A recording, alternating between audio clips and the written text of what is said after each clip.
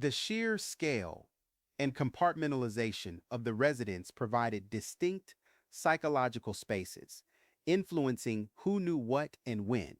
The physical distance between the bedrooms and the basement wine cellar, for instance, created zones of near absolute auditory isolation. In Patsy Ramsey's 1998 interview with Trip Demuth, she noted that while she could sometimes hear Burke go to the bathroom because his was closer to their master bedroom, she wouldn't hear her JonBenet. Furthermore, she confirmed that the family could not hear the garage door open or close from their bedroom. This spatial distance ensures that events occurring on the lower levels or even the movement of a large, heavy door could be entirely obscured from the parents upstairs, thereby guaranteeing the perpetrator or anyone acting secretly a cloak of silence. Mapping internal geographies of secrecy and silence. Even the everyday paths within the house took on symbolic weight in the context of the ransom note. In John Ramsey's 1998 interview with Lou Smith and Mike Cain, he mentions that Patsy found the note on the spiral staircase, a staircase they used 95% of the time. The fact that the note was left there, rather than on the bed or the front entry, suggests the writer anticipated the exact route the mother would take upon waking, transforming a routine path into the starting point of the ordeal. Patsy, in her 1998 interview with Trip Demuth, confirms this, stating she found the note on the step, initially mistaking it for a note from the cleaning lady. The wine cellar room, the ultimate endpoint of the crime, was defined by its function as a storage space and its inherent unpleasantness contributing to its solitude. In John Ramsey's 1998 interview with Lou Smith and Mike Cain, he describes the room as a nasty room that was usually full of Christmas stuff and rarely used throughout the year. This seclusion meant that an extended crime scene could exist within the house for hours without detection, despite the presence of police officers. The room where the body was found was, in Patsy Ramsey's words, a space one just didn't go in there. This spatial negligence, allowing a dark, nasty, and seldom used corner of the house to remain neglected, ultimately defined the duration of the secret held within the home's walls. Theme 1. The Metaphysics of Concealment. What the house could swallow whole. The house was vast enough to swallow secrets whole.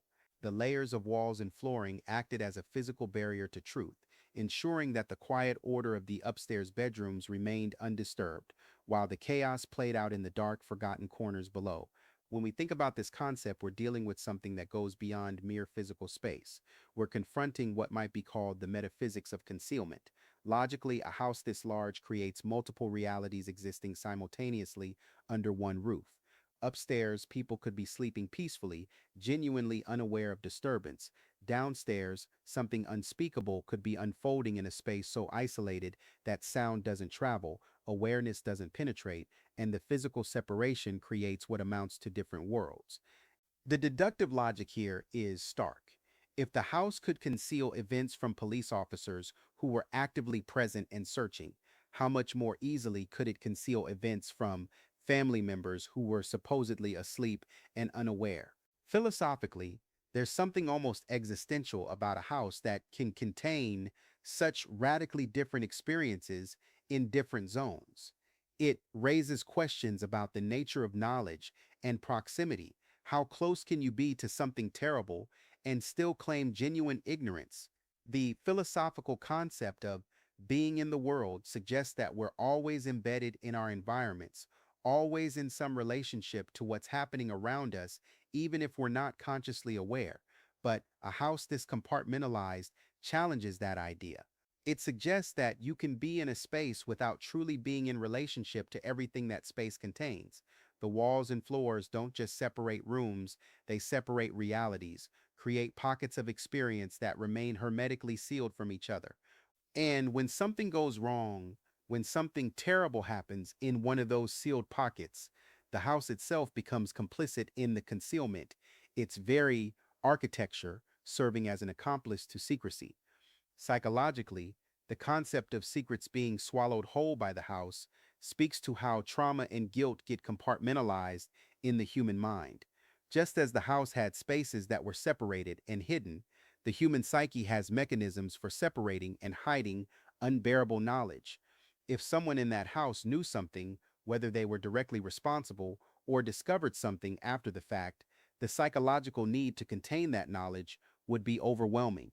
You'd need to create internal walls just as impenetrable as the physical walls to ensure that the knowledge stayed buried, stayed hidden, didn't leak out in moments of vulnerability. The house's ability to conceal becomes a metaphor for the mind's ability to conceal. And perhaps that's not accidental.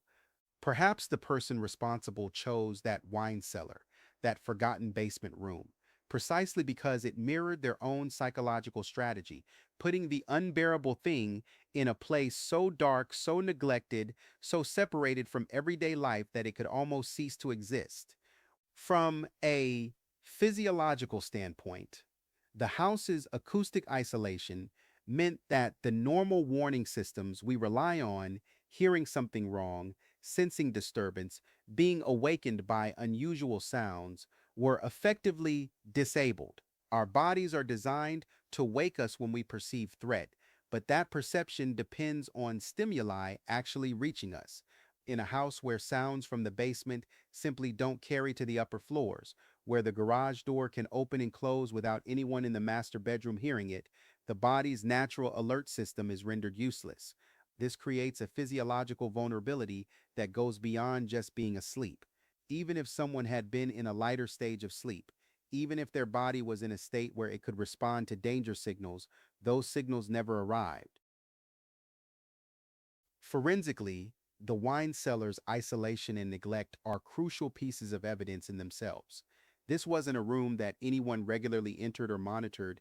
It was, by everyone's admission, unpleasant, cluttered, forgotten except when seasonal decorations needed to be stored or retrieved. From a criminological perspective, this makes it nearly perfect for concealment. The person responsible would have known that a body placed there might not be discovered for hours, possibly even days if the circumstances had been different. They would have known that police officers unfamiliar with the house's layout might not think to check a utility room that the family themselves avoided.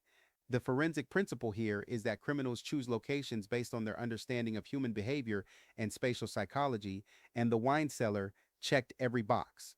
It was far from the family's living spaces. It was unpleasant enough that people had reason to avoid it, and it was tucked into the basement's geography in a way that made it easy to overlook even during a search.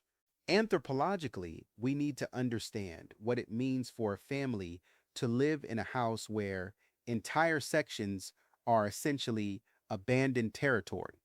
In many cultures and across different economic classes, every space in a home serves a function and receives attention. But in affluent American households of a certain size, there are often rooms that exist more as storage than as living space. Rooms that family members might enter once every few months. Rooms that cleaning services might skip. Rooms that fade from daily consciousness.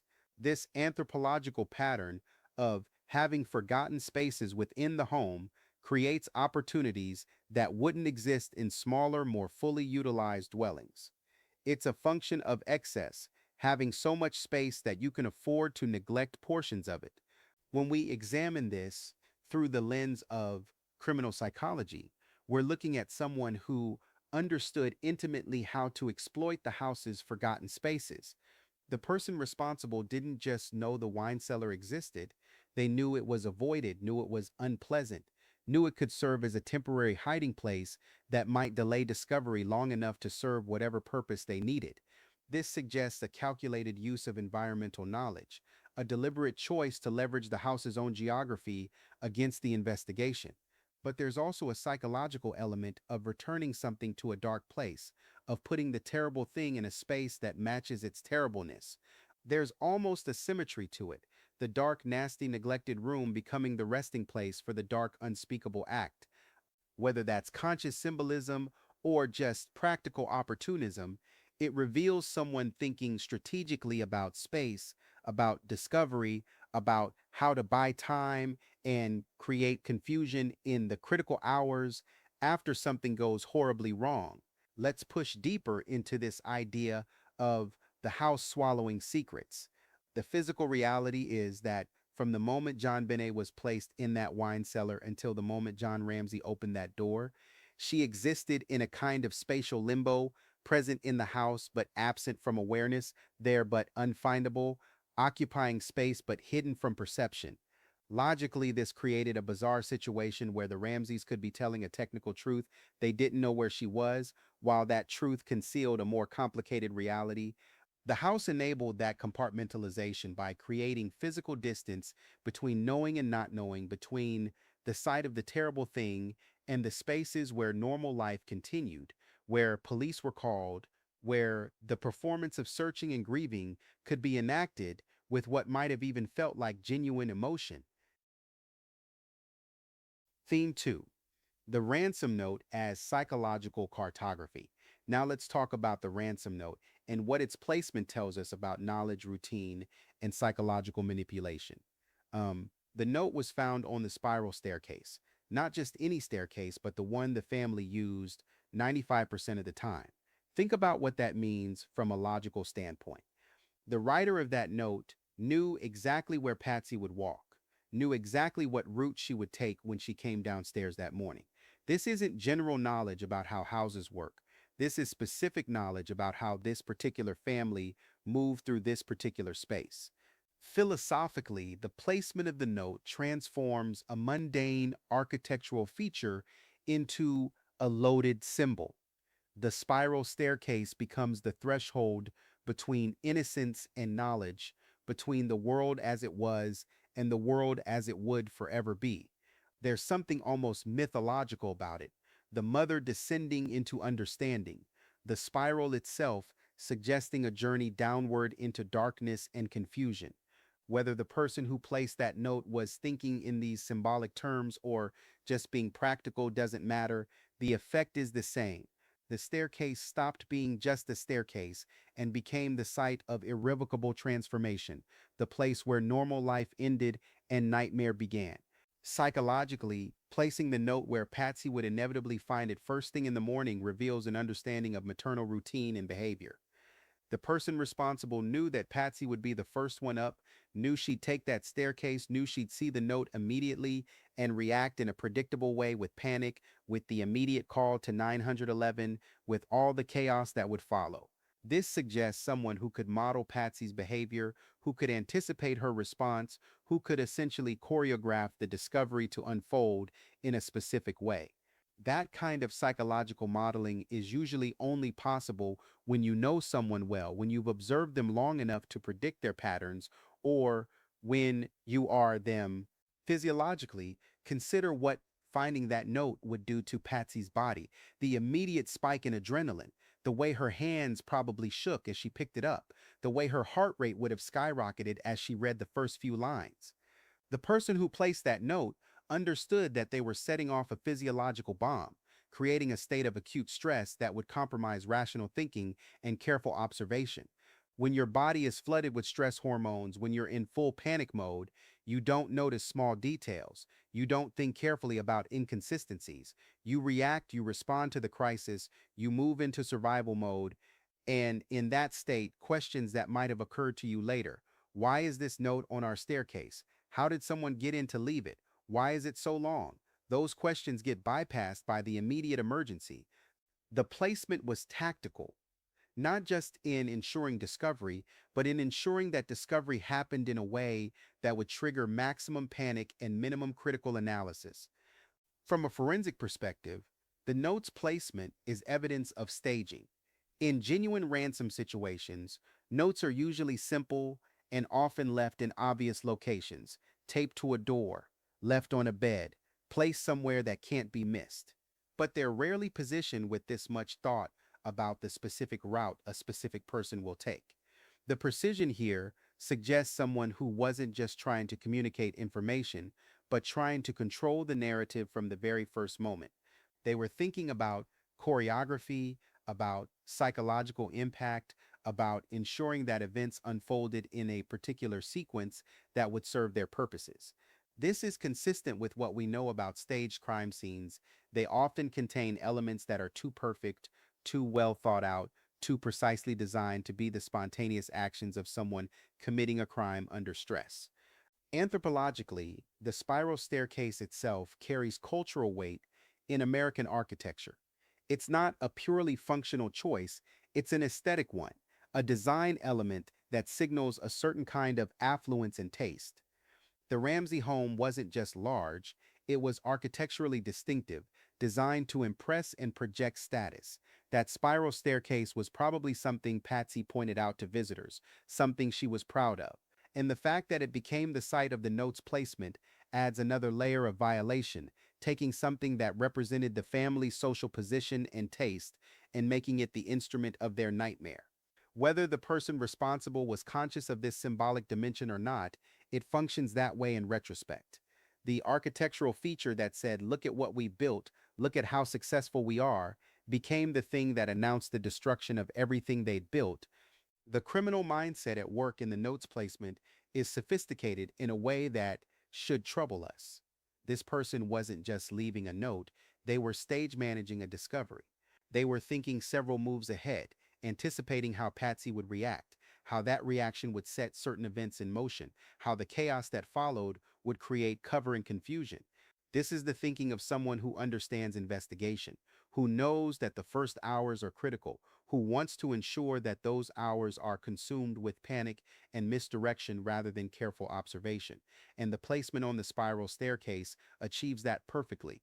It ensures immediate discovery, immediate reaction, immediate crisis mode, all of which serve the purpose of preventing the kind of calm, methodical initial response that might have led to very different questions being asked.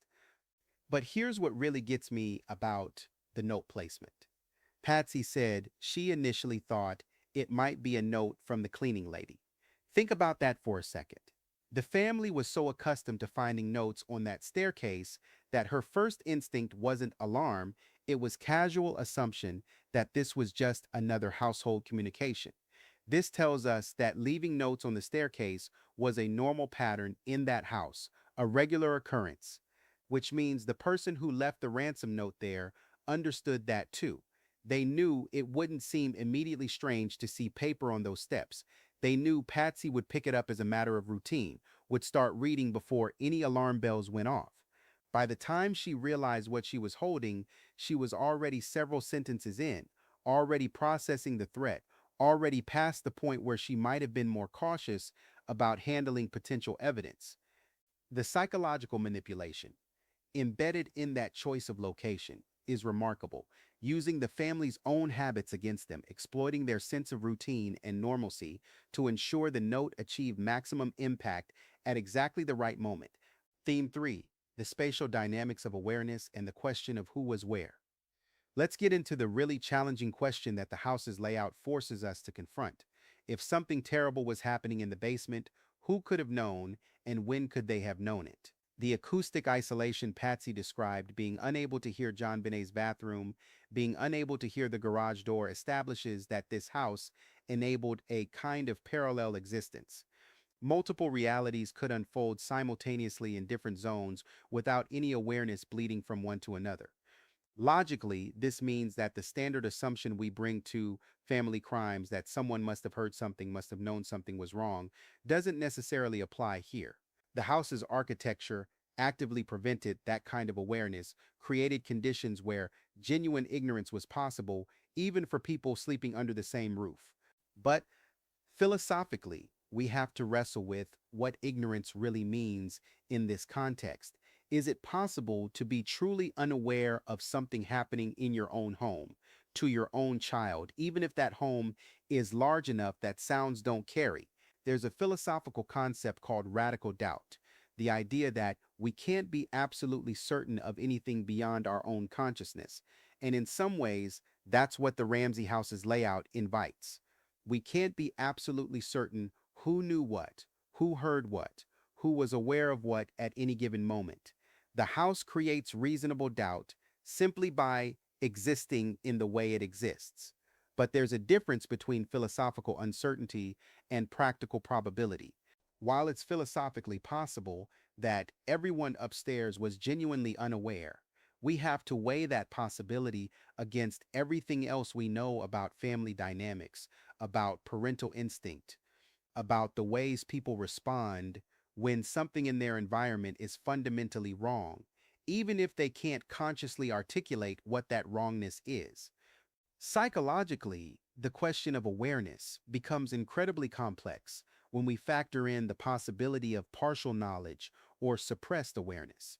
Human consciousness isn't binary. We're not simply aware or unaware. We exist on a spectrum where we might register something without fully processing it, might sense wrongness without investigating it, might choose not to know something at a conscious level while some part of us does know. If Patsy was awake and active that evening, wrapping presents, finishing preparations, moving through the house in that distracted, task-focused way that mothers in crisis mode operate, she might have heard something, noticed something, registered something that didn't fully reach her conscious awareness in the moment.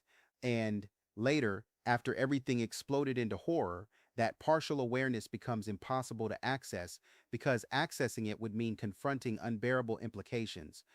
The mind protects itself. And one of the ways it protects itself is by ensuring that certain connections never get consciously made, certain puzzle pieces never snap together into the picture they would form. Physiologically, we have to consider what exhaustion and routine do to our awareness. Patsy had been up managing Christmas, managing children, managing all the logistics of an early morning departure. By late evening, her body would have been running on autopilot, operating from habit and routine rather than active conscious awareness. In that state, things that might have registered as strange or concerning under normal circumstances can just slide past. You're moving through your home in a kind of automatic mode, your body performing familiar actions while your mind is elsewhere, already thinking about tomorrow's flight. This physiological state of exhausted routine creates a kind of perceptual vulnerability where things can happen around you, even near you, without fully penetrating your awareness because your awareness is already depleted, already stretched too thin across too many concerns. From a forensic standpoint, the question of who was where during the critical hours is fundamental to understanding what happened. If everyone was genuinely asleep in their beds, the intruder theory becomes more plausible, though still challenged by other evidence. But if people were still moving through the house, if there was activity that the official timeline doesn't fully capture, then we need to reconstruct a more complex picture of that evening. Forensically, we look for what's called opportunity coupled with capability.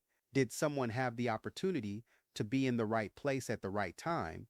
And did they have the capability, the physical strength, the knowledge, the emotional state to do what was done? The house's layout creates opportunity for almost anyone who was home that night, whether family or hypothetical intruder. But capability is where the analysis becomes more discriminating, where we start to narrow possibilities based on who could have done specific things, who had access to specific materials, who possessed specific knowledge about the house and family. Anthropologically, the spatial dynamics of the house reflect broader cultural patterns about privacy, autonomy, and family structure in affluent American households. Unlike cultures where family members sleep in shared spaces, where there's constant awareness of each other's presence and activities, the American upper middle class model emphasizes individual space and privacy even within the family unit. Children have their own rooms, parents have their own wing, everyone is entitled to their own physical territory that others don't intrude upon without permission. This cultural pattern creates both psychological and physical distance within families, which means that family members can be in the same house and still essentially separate, still living parallel lives that intersect only in shared spaces. And when something goes wrong in one of those private territories, the cultural norm of respecting privacy can actually delay discovery, can prevent the kind of checking in or monitoring that might otherwise reveal that something is terribly wrong. The criminal mindset element here is about understanding and exploiting zones of privacy and unawareness. Whoever was responsible for what happened knew exactly how to navigate the house's geography to maintain secrecy. They knew which areas were isolated enough for their purposes, knew what sounds would or wouldn't carry, knew when people were likely to be deeply asleep or distracted enough that unusual activity might go unnoticed. This kind of environmental mastery usually comes from one of two sources: extensive surveillance and planning, or simply living in the space and knowing it intimately. The intruder theory requires us to believe the former, that someone studied the house so thoroughly that they could move through it with this level of confidence. The family involvement theory suggests the latter, that someone already possessed this knowledge simply by virtue of living there. From a criminal psychology perspective, the latter is far more common. People commit crimes in environments they know because knowledge reduces risk, because familiarity creates confidence, because you don't have to guess about things you've experienced daily. Here's the question that keeps surfacing when we think about spatial dynamics and awareness. If Burke and JonBenet were in the habit of playing together, sometimes in Burke's room, sometimes in the basement, sometimes in various locations around that large house, and if the evening before was relaxed enough that strict bedtimes weren't being enforced because of the travel context, could there have been interaction between the children later in the evening than anyone has acknowledged? Could JonBenet have gone to Burke's room, or could they have both gone downstairs for that bowl of pineapple in a scenario that seemed completely normal in the moment but became impossible to admit later because of what followed? The house's size and layout don't just create opportunity for an intruder, they create opportunity for family members to have interactions that weren't being monitored, that weren't considered significant at the time, that only became significant in retrospect. And once everything went wrong, when something terrible happened, the psychological pressure to simplify the timeline, to create a neat narrative where everyone was asleep and separated, would have been enormous. Because a more complex timeline, one where children were still up and interacting, would invite questions that became too dangerous to answer. So, where does this leave us? We've examined how the house's internal geography created pockets of secrecy and silence, how the ransom note's placement reveals sophisticated knowledge of family routine, and how the spatial dynamics of that house create both possibilities and impossibilities in terms of awareness and involvement. The physical space itself doesn't give us definitive answers, but it gives us framework for understanding what could have happened, who could have known, and why certain patterns of behavior in the aftermath start to make sense in deeply troubling ways. Next, we're going to look at the contradictions in the physical evidence itself, at the staging that suggests something other than what we've been told, at the ways the crime scene speaks if we know how to listen. Stay with me. We're getting closer to something that looks like truth.